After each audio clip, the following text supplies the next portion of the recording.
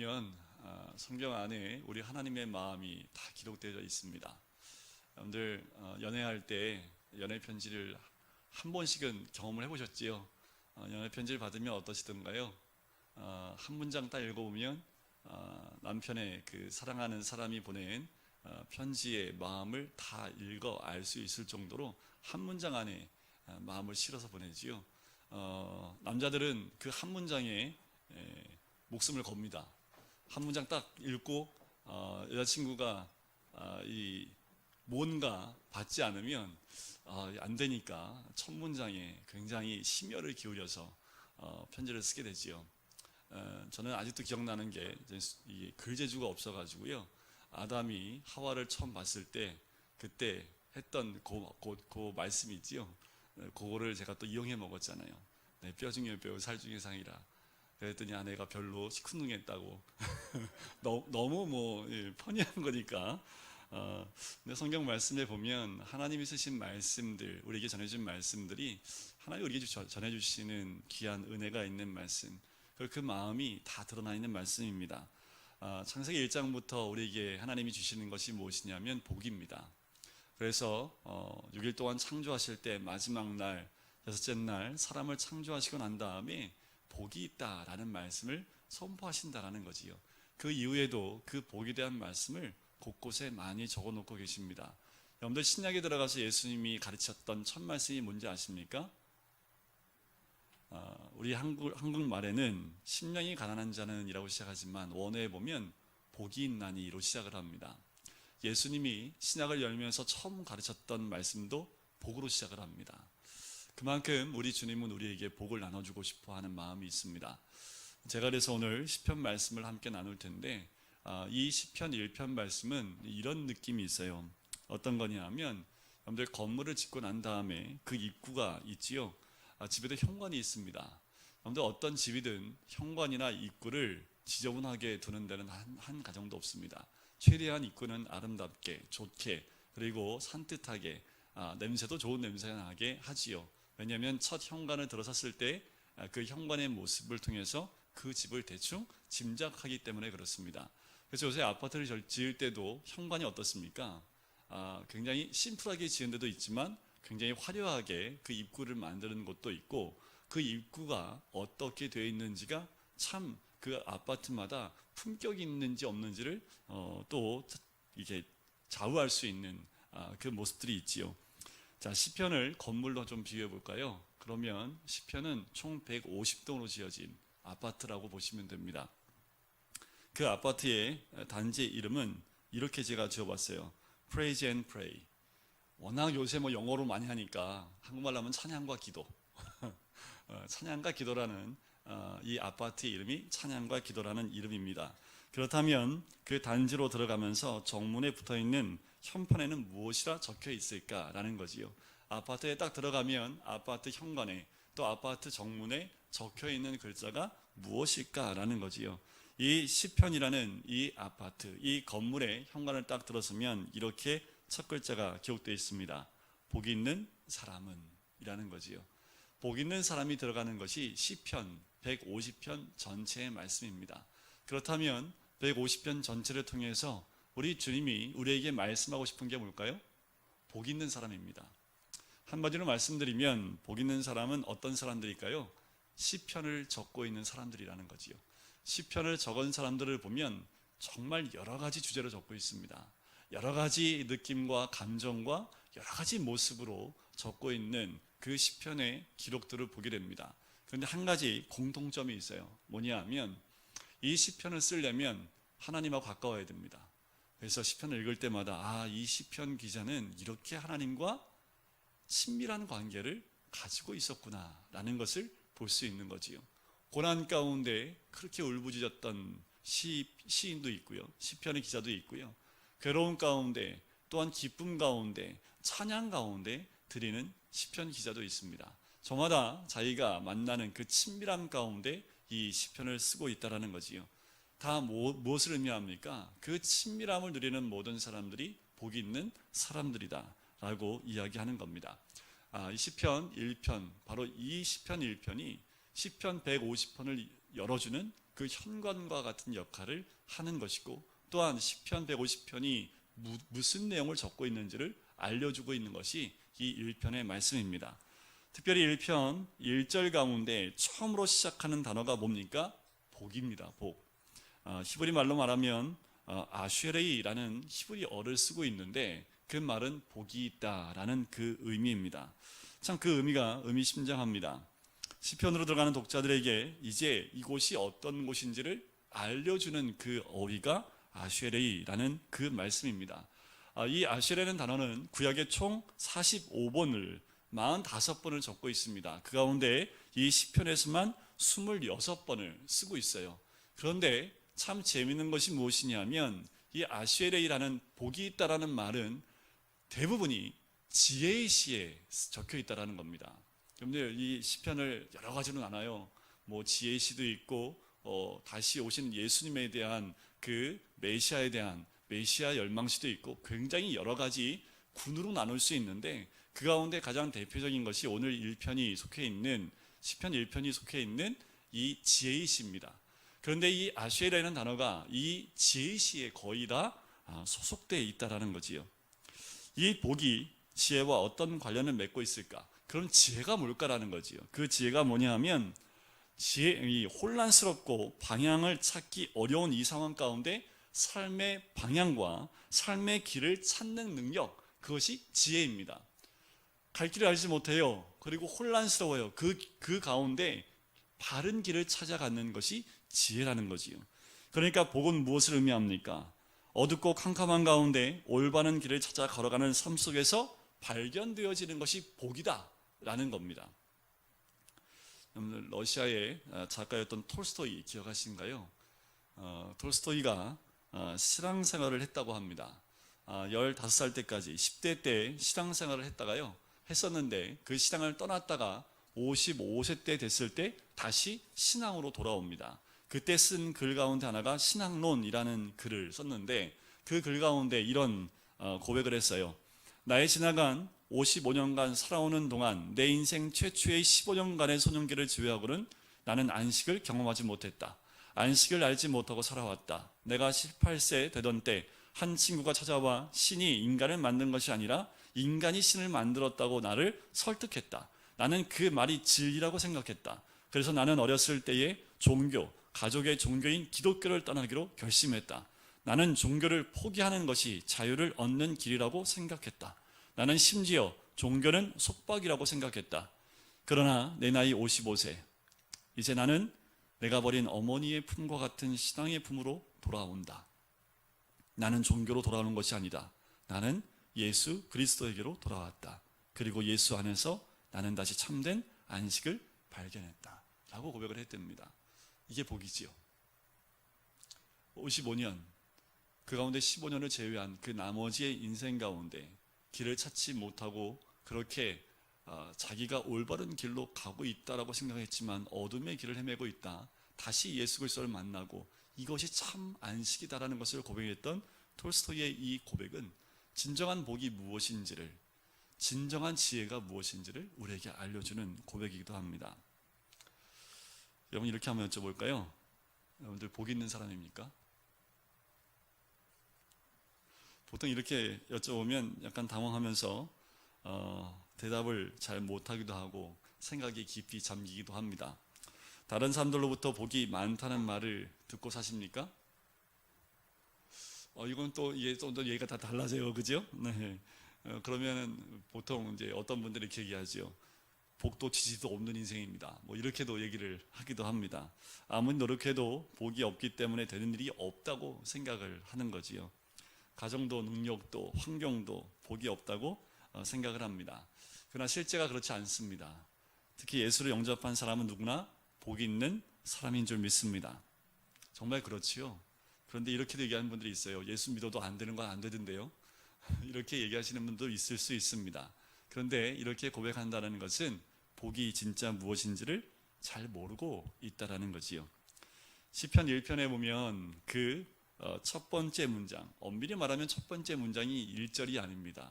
진정한 첫 번째 문장은 2절로 볼 수 있어요. 2절에 보면 두 개의 소절로 구성된 시행입니다. 마치 시편 전체에 대한 주제 선언문이라고 볼 수 있는 것이 2절입니다. 우리 2절을 다시 한번 읽어볼까요? 시작. 오직 여호와의 율법을 즐거워하여 그의 율법을 주야로 묵상하는도다. 누가요?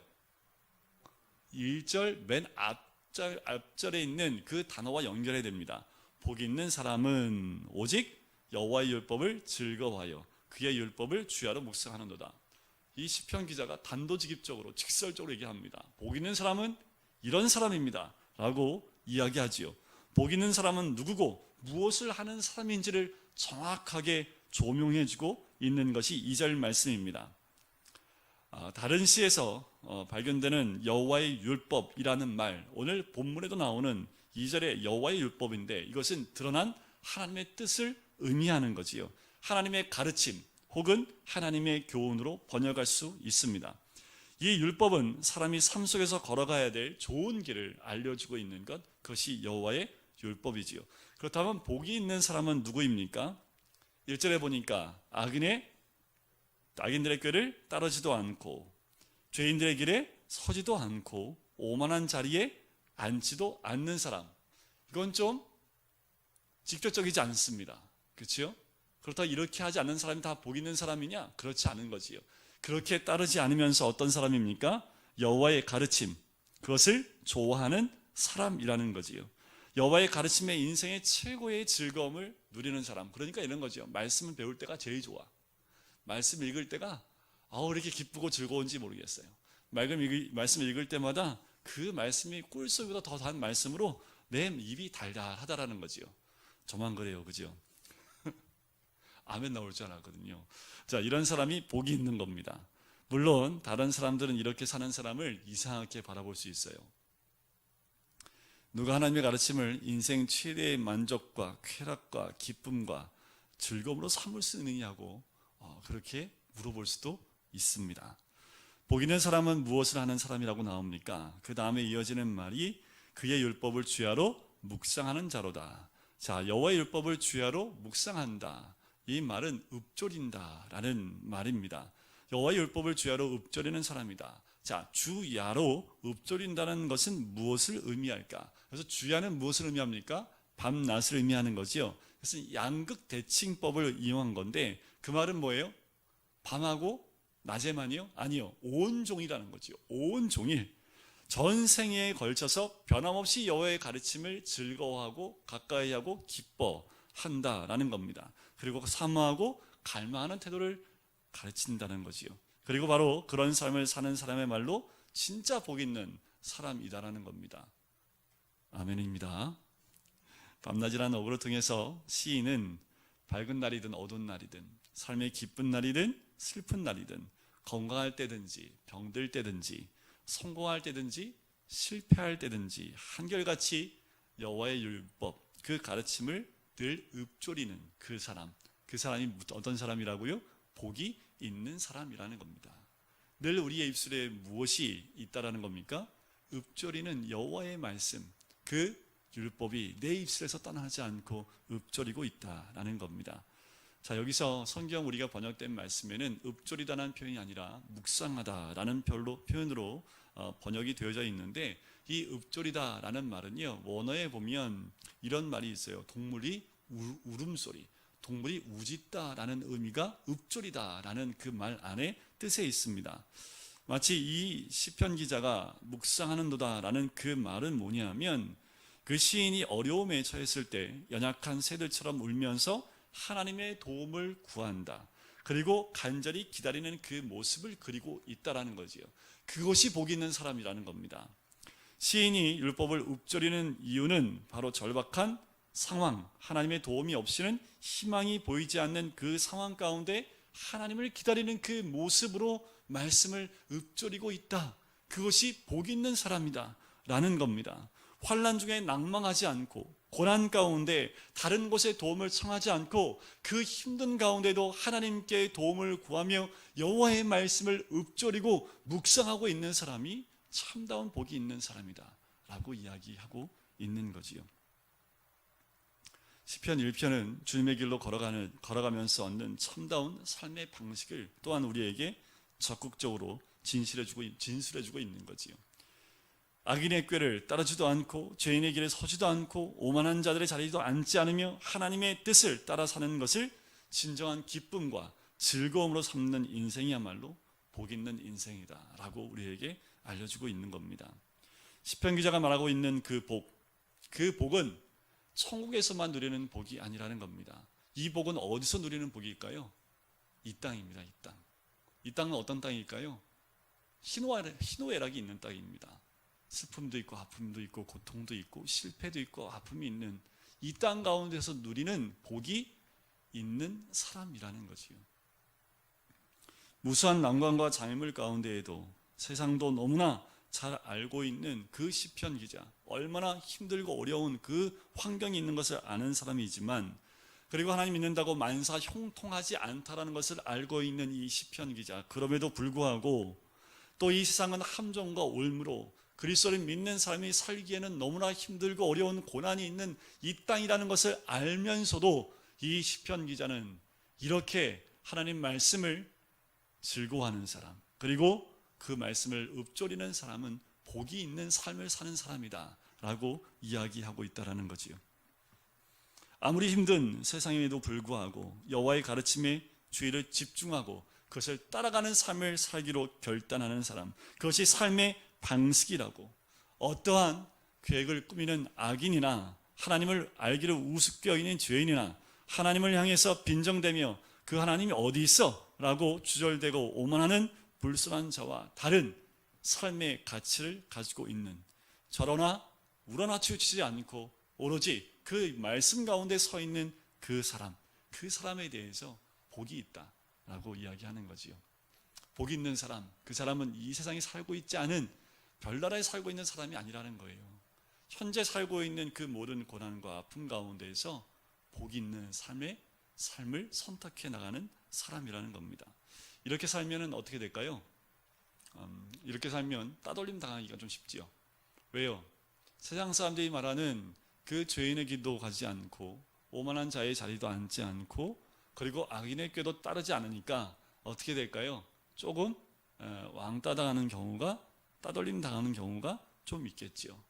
여러분들 왕따를 이렇게 해석하면 참 좋을 것 같아요. 왕은 원래 따로 노는 법이다. 그러니까 얼마나 당당합니까, 그죠? 믿음 때문에 그 여호와의 율법을 순종하여 그 말씀을 늘 가까이에서 그 말씀대로 따라가려고 하는 사람들을 세상 사람들은 감당할 수 없습니다. 그래서 히브리서 기자가 이렇게 얘기하지요. 이 세상이 감당하지 못하는 사람이다 라고 이야기합니다. 감당할 수 없지요. 세상은 세상의 꾀로, 불법으로 자기의 유익을 취하고, 야, 그렇게 사는 거야 다. 넌 바보 아니야? 너는 왜 이렇게 손해보고 사냐? 라고 그 말을 한다 할지라도 그 세상은 우리를 감당할 수 없는 사람들이라는 거지요.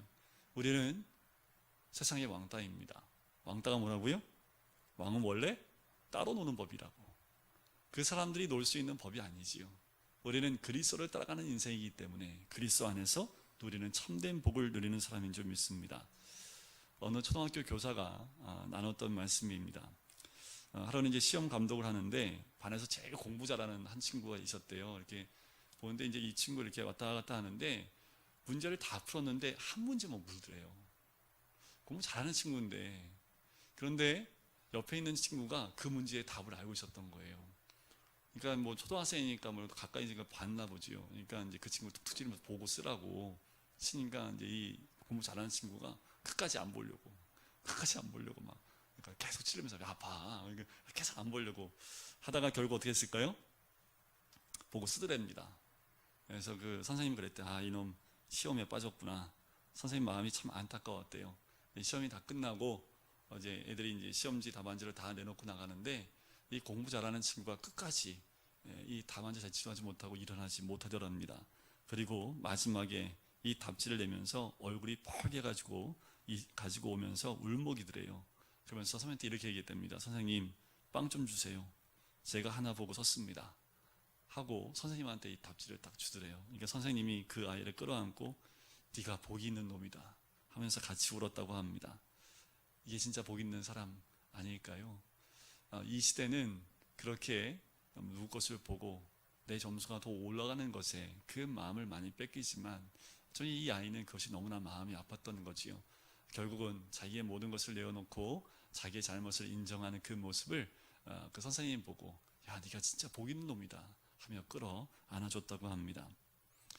이 시편 기자는요, 이 세상을 믿음의 눈으로 현실을 이해하기를 원하는 겁니다. 세상 사람들은 돈이나 지위나 명예나 학벌 등에서 그 복이 있다라고 생각을 합니다. 여호와 하나님의 가르침에 지속적으로 순종하여 사는 삶을 통해서요, 영원한 삶으로 연결되어지는 그 삶으로 나가는 것이 복 있는 사람의 삶입니다. 여호와를 즐거워하며 그의 교훈을 주야로 읊조리는 삶은 마치 어떤 삶이라고 얘기합니까? 3절을 보실까요? 3절을 같이 한번 읽겠습니다. 시작. 그는 시냇가에 심은 나무가 철을 따라 열매를 맺으며 그 잎사귀가 마르지 아니함 같으니 그가 하는 모든 일이 다 형통하리로다. 자, 여호와의 이름을 여호와를 즐거워하며 그의 교훈을 주야로 읊조리는 삶이 어떤 것 같다고요? 흐르는 물에 옮겨 심어졌지만 깊이 뿌리를 잘 내려서 열매를 맺는 그 나무와 같다라는 겁니다. 이 나무는 심겨졌습니다. 어디에 심겨졌습니까? 시냇가에 지금 옮겨져서 심겨진 나무라는 거지요. 바로 우리가 이와 같다라는 겁니다. 그렇게 심겨진 나무와 같고 열매를 맺을 수 있는 사실이 우리 성도님들이 주위에서 봐야 될 사실이라는 거지요. 자, 이 시냇가에 심겨진 나무, 특별히 이 유대 땅은요, 비가 많이 오지 않기 때문에 그 비가 많이 왔을 때와 많이 오지 않았을 때 너무나 오랜 기간 동안 오지 않기 때문에 대부분의 식물이 말라 죽는 경우가 많다고 합니다. 그런데 죽지 않는 나무는 어떤 나무일까요? 비가 안 와도 상관없는 곳에 이렇게 시냇가에 나무의 뿌리를 깊이 내린 그 나무는 절대로 말라 죽는 법이 없다라는 거지요. 이 나무를 보면 아무리 환경이 힘들어도 안정적이지요. 또한 지속적입니다. 그리고 생산성이 있는 그 모습이, 생동감 있는 그 모습이 그 나무 가운데 있는 것을 보게 되는 거지요. 여호와의 길을 끊임없이 즐거워하는 사람의 행위와 경험에 되는 길은 이 나무의 모습과 너무나 같다라는 겁니다. 우리가 주의 복을 누리는 그 복 있는 사람은 바로 이 나무와 같은 모습이라는 거지요. 그런데 우리가 이 3절 말씀을 딱 읽고 난 다음에 은혜를 많이 받는데 한 가지 우리가 눈을 범하는 경우가 뭐냐면 좀 급해요. 심어놓고 바로 열매 맺기를 원하는 것이 우리들의 마음이 아닌가라는 생각이 듭니다. 자연의 이치를 통해서 알고 있어야 되는데 우리는 심으면 바로 나기를 원합니다. 그런데 말씀해 보니까 그 나무가 언제 열매를 맺어요? 철을 따라, 때를 따라 맺는다라고 이야기를 합니다. 그러면 열매를 맺기까지는 뭐 해야 됩니까? 기다림이 있어야 된다라는 겁니다. 자, 시인에게 현실적 어려움을 극복할 수 있는 힘을 줄 수 있는 게 뭐냐면 열매가 없다 하더라도 하나님 때에 열매가 맺힌다는 확신이 있다라는 겁니다. 우리가 이 땅 가운데 복 있는 사람으로 살아가는데 내 눈에 보이는 현실은 가물어요. 보이는 거 아무것도 없습니다. 그러면 우리의 믿음이 흔들리고 내 신앙이 흔들리는 모습을 발견할 때가 많지요. 그런데 이 3절의 말씀을 가슴에 품고 있는 사람은 철을 따라 하나님의 때가 되면 크로니스가 아닙니다. 그거는 시간의 흐름이지만 카이로스라는 그 시간은 하나님의 때를 의미하는 카이로스, 그 때를 의미하는데 그 때를 기다리는 사람이라는 겁니다. 분명히 주님의 때가 되면 열매를 맺는다는 확신을 가지고 있는 사람, 그는 이 세상 사람들이 지닌 세상 세계관과는 전혀 다른 시각을 가지고 기다릴 줄 아는 사람이다 라는 거지요. 선한 목자교회에 이런 모임이 있습니다. 믿음으로 사는 남자들이라는 모임이 있어요.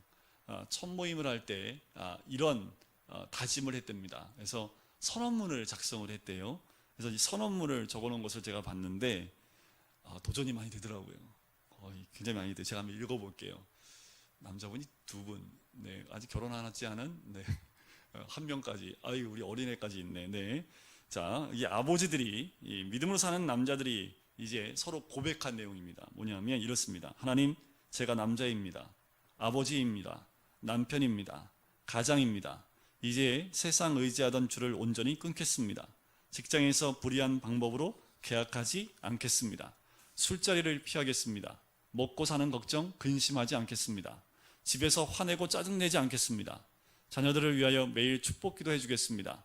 정직하고 죄짓지 않겠습니다. 분노를 이길 힘을 주심을 믿겠습니다. 정상적인 상품만 취급하겠습니다. 손해보더라도 거짓말하지 않겠습니다. 작은 법도 꼭 지키겠습니다. 검소하게 살아 꼭 빚 정리하겠습니다. 그러니까 이 분들이 각자 자기가 다 쓴 거지요. 수입의 11조를 드리겠습니다. 시간의 11조를 드리겠습니다. 나의 회사를 주님을 위한 회사가 되도록 하겠습니다. 수요 예배 금요 철야 전에 영업을 마치겠습니다. 그러니까 저마다 이 다짐을 적어서 다 막 외친 거지요. 이 고백을 읽으면서 다들 울었다고 하더라고요. 아버지들이 비로소 하나님을 진정으로 믿게 됐고 복으로 깨달았다는 그 고백과 함께 이 아버지들의 그 증거가, 이 고백이 증거가 되어진 거지요. 과연 이대로 살았을까요? 이 모임은 매주 한 번씩 모여서 나눔을 했다고 합니다. 그리고 그렇게 살지 못했던 그 모든 것을 나누면서 서로 격려하면서 이 땅 가운데 하나님이 세우신 남편과 그리고 가정의 가장으로 자기가 말씀 가운데 살아가기를 결단했던 이들의 모습 가운데 이들을 도우시는 하나님의 손길들을 경험하기 시작을 했고, 세상이 이들을 향해서 별나게 산다고 손가락질했지만 끝까지 말씀을 의지하고 즐거워하며 그 모임 가운데 하나님을 의지했던 그분들은 여전히 사업하기 힘들고 수입이 줄었지만 그 안에 하나님 주시는 놀라운 기쁨들과 즐거움으로 채워지는 은혜를 누렸다고 합니다. 하나님 없이 살 뿐만 아니라 그의 가르침을 경홀히 여기는 삶, 그 삶에 대해서 하나님은 딱 한마디로 얘기합니다. 그 사람들은 겨와 같다 라고 말씀을 하지요. 자, 4절을 보실까요? 악인들은 그렇지 아니하며 오직 바람에 나는 겨와 같도다. 하나님을 따르고 복 있는 사람은 싱싱하고 풍성한 나무, 하지만 그렇지 않고 악인들은 그렇지 않고 겨와 같다. 악인들은 딱 한 단어로 정리하고 있지만 복 있는 사람은 굉장히 긴 내용을 통해서 복을 주시는 것을 보게 되는 거지요. 겨에 관해서는 별로 설명하지 않습니다. 단지 바람의 나라가 아무것도 아닌 것이 되어버릴 뿐이라고, 겨에는 그것이 전부인 것이다 하고 우리 시편 기자는 설명하고 있는 거지요. 자, 이제 마지막 한번 6절을 보도록 할까요? 6절을 같이 읽겠습니다. 시작. 무릇 의인들의 길은 여호와께서 인정하시나 악인들의 길은 망하리로다. 자, 시인은 하나님께서 의로운 자의 길은 알고 계신다, 인정하신다, 다 보고 계신다, 악한 자의 길은 멸망할 것이라고 선언하고 있다는 겁니다. 여러분, 우리 주님이 우리의 모든 길을 보고 계시는 줄 믿습니다. 혹시 감사하십니까? 두려우십니까? 감사하셔야지요. 내가 의인의 길로 나가고 있다면 그 모든 길, 의인의 길은 결코 쉽지 않은 길이지요. 포기할 것도 많고 또 말씀에 따라가다 내가 내려놓을 것이 많은 그 모든 것, 하지만 그 길을 따라가는 그 모든 길을 우리 하나님은 보고 계시고 인정해 주신다. 여러분들 이렇게 생각하시면 됩니다. 믿음의 길은 순례자의 길입니다. 이것만 알고 계시면 순례자의 길이 풍족하고 그리고 여유롭고 그리고 항상 편안한 그 길을 가는 순례자가 있겠습니까? 순례자라는 것은 쉽지 않은 길이라는 것을 우리가 대부분 알고 있지요. 우리가 가는 길은 이 순례자의 길이라는 것을 바로 알아야 된다는 거지요. 하나님은 은혜의 길을 아신다라고 했을 때 이 시편 기자는 두 손을 불끈 쥐고 숨을 고르고 다시 한번 그 길을 가겠다는 그 결단함이 생기게 되는 거지요. 악인과 죄인과 오모한 방자한 자에게 박해와 조롱을 당한다 할지라도 나를 보고 인정하시는 분이 계시기에 오늘도 그 어려운 길 가운데에도 다시 확신과 믿음을 가지고 걸어가겠다는 그 결단함이 우리들 삶 가운데 있게 된다는 겁니다. 여기서 의인은 도덕적으로 사는 사람을 의인이다 얘기하지 않습니다. 시편 1편의 의인은 진정으로 복이 무엇인지 아는 사람, 다시 말해서 여호와의 율법을 즐거워하고 무슨 일을 만나든지 그분의 가르침을 읊조릴 뿐만 아니라 그분이 보여주시는 길로만 가는 사람을 의인이다. 하나님을 신뢰하는 사람, 하나님을 경외하는 사람, 박해와 난간 속에서 희망을 잃지 않고 있는 그 사람을 이 6절의 의인이다 라고 이야기하는 거지요. 그들이 가는 길은 하나님께 숨겨져 있는 길이 아닙니다. 그분이 무관심하게 대하는 길도 아니라는 겁니다. 그 길은 통제하시는 하나님의 눈길 가운데 있는 길 가운데 있다라는 거지요. 따라서 하나님의 돌보심 안에 놓여 있다는 것을 이 시편 기자는, 그 의인은 알고 있다라는 겁니다. 인생의 여정에서 만나게 되는 흥망성쇠, 수많은 난관들, 그것들에 대해서 우리가 어떠한 모습이라 할지라도 우리가 가는 그 길 가운데 여호와에 의해 철저하게 보호된다라는 것을 우리가 믿고, 또 이 6절 말씀을 내 가슴에 새길 때 우리는 흔들리지 않는 믿음의 길, 또한 복 있는 사람의 길을 가게 될 줄 믿습니다. 이와 똑같은 말씀이 있어요. 어디에 나오냐 하면 여호수아 1장 말씀에 나옵니다. 제가 읽어드려 볼게요. 여호수아 1장 8절과 9절 말씀인데, 그 말씀에 보면 모세가 이제 여호수아에게 자기의 모든 직무를 나누어 주면서 마지막 남겨준 그 말씀을 우리 하나님께서 여호수아에게 다시 해주는 말씀이 여호수아 1장 말씀에 나와 있습니다. 제가 읽어드려 볼게요. 이 율법책을 내 입에서 떠나지 말게 하며 주야로 그것을 묵상하여 그 안에 기록된 대로 다 지켜 행하라. 그리하면 내 길이 평탄하게 될 것이요 내가 형통하리라. 8절 말씀 한번 볼까요? 지금 여호수아의 1장 8절에 있는 말씀은 위치가 어디입니까? 가나안 땅을 점령하러 들어가기 직전입니다. 그런데 하나님이 딱 점령할 수 있는 방법, 가나안 땅에 들어가 사는 방법을 딱 한 가지로만 말씀하시는 거지요. 뭡니까?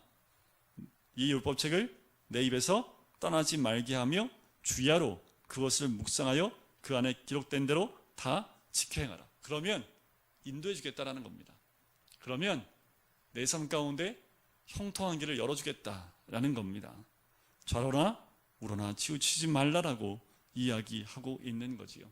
가나안 땅, 영적 전쟁에 있는 그 가나안 땅에서 승리할 수 있는 유일한 방법, 말씀을 가까이 하고 또 그 말씀을 묵상하고 기록된 대로 다 지켜 행하면 그것이야말로 전쟁에서 승리할 수 있는 유일한 길이다라고 알려주고 있는 말씀이지요. 오늘 시편 1편에 나오는 말씀과 동일한 말씀입니다. 시편 1편에서 시작된 그 길, 앞으로 시편을 같이 묵상할 때 이 시편 1편이 중앙을 통과하는, 중심을 잡아주는 그 말씀이 이 시편 1편 말씀입니다. 암송하면 참 좋은 말씀이고 이미 암송하시는 분들도 많이 계실 겁니다. 이 시편의 길들을 가는 도중 우리는 또 이제 수많은 사람들을 만나보게 될 거예요. 악인, 죄인, 오만한 사람, 그리고 그들이 하는 방자한 소리들을 우리가 들을 겁니다. 이 1편대로 우리가 또 살아가다 보면 또 이런 사람도 만나겠지요. 하나님을 경외하는 사람, 하나님의 도움을 간절히 기다리는 연약한 사람의 간청과 탄식하는 소리 같은 말도 우리는 만나게 될 겁니다. 그 길은 우리가 보게 될 장면을 넘어 뻗어나가는 길이지요. 우리는 이 길을 통해 이 길을 발견하게 됩니다. 나는 길이다 라고 말씀하신 예수님이 인도하시는 참 길을 발견하고 그 길과 연결되게 될 줄 믿습니다. 나는 길이요 진리요 생명이다. 바로 주님이 가신 그 길은 시편 1편을 통해서 연결되어지고 우리에게 열려진 참 길인 줄 믿습니다. 우리 안에 열려진 그 길을 따라 나가시면서 다시 한번 우리 모두가 복 있는 사람, 세상 복이 아닌 주님이 진정 인정하신 그 복된 길이 우리가 걸어가야 될 참된 길인 줄 믿습니다. 우리 인생은 누가 보고 계시다고요? 하나님이 보고 계십니다. 우리 하나님이 인정하시는 길입니다. 의인이 걸어가는 그 길은 우리 하나님께서 지금도 보고 계시고 보호하실 뿐만 아니라 인정하시는 그 길인 것을 우리가 믿고, 오늘도 흔들리지 마세요. 내일도 흔들리지 마시고요. 우리가 걸어가야 될 길은 단 한 가지 길이라는 것, 오직 하나님 우리에게 알려주신 참뜻, 그 뜻을 따라 순종해 가는 삶, 그리고 그 말씀을 주야로 묵상하고 읊조리는 삶, 그것이야말로 시냇가에 심은 나무처럼 귀한 열매를 맺는 귀한 나무가 될 줄 믿습니다. 다음 주 올 때는 여러분들 열매 하나씩 따가지고 저도 하나씩 주시고 옆에 앉아 계신 우리 성도님들 하나씩 나눠주시고 각자가 어떠한 열매를 맺고 있는지 삶의 그 열매의 결실들을 가지고 와서 함께 나누는 시편의 나눔이 되었으면 좋겠습니다. 우리 이 시간 같이 기도할까요?